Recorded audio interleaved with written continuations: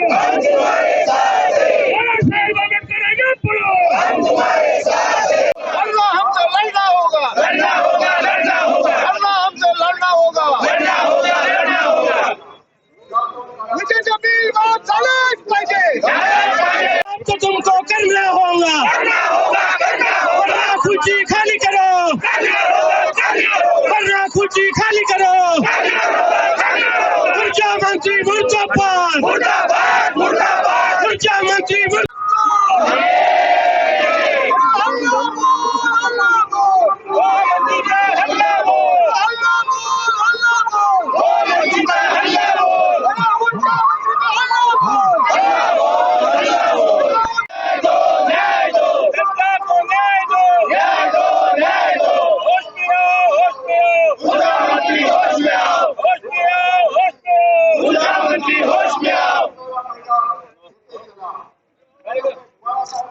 रांगेत उभे राहा, तुम्ही रांगेत व्हा, रांगेत व्हा, जरा शिस्त दाखवा,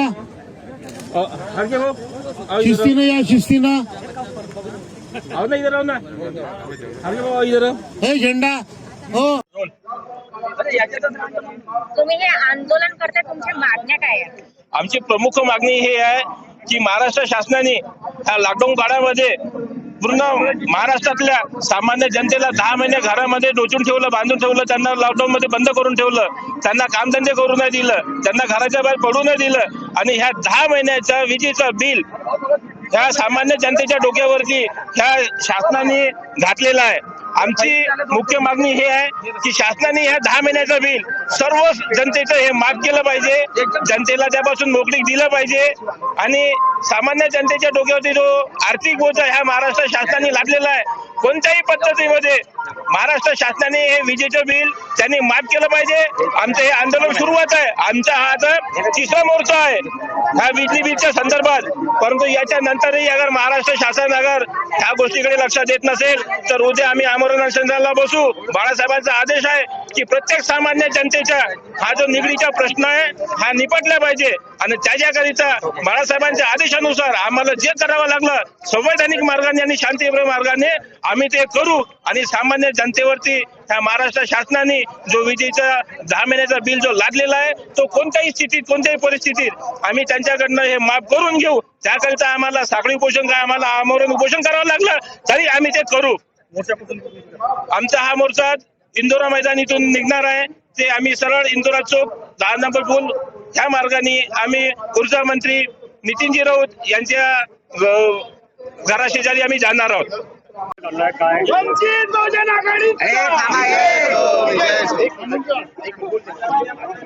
काय झालं की या देशामध्ये 26 मार्चला नरेंद्र मोदी या पागल पंतप्रधानाने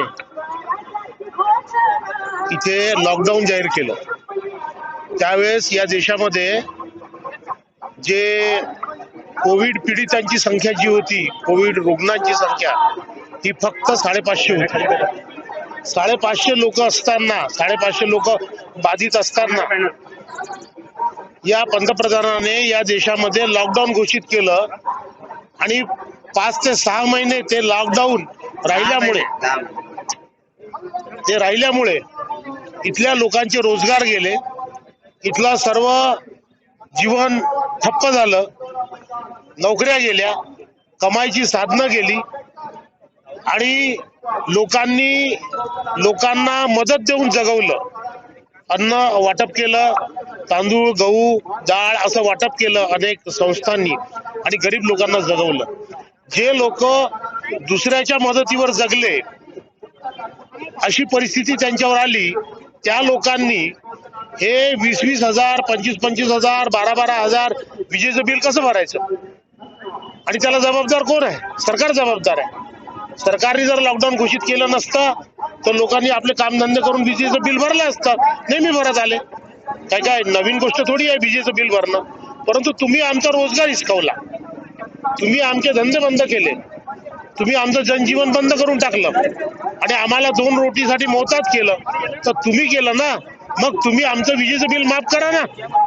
आणि विजेचं बिल माफ करण्याचा प्रस्ताव हा एनर्जी सेक्रेटरीने ऑलरेडी शासनाला दिलेला आहे आणि त्याच्यामध्ये जे काही डिफरन्स येतोय, जो काही पैसा लागतोय, तो पैसा कसा उभा करायचा हे देखील शासनाला त्यांनी सबमिट केलाय.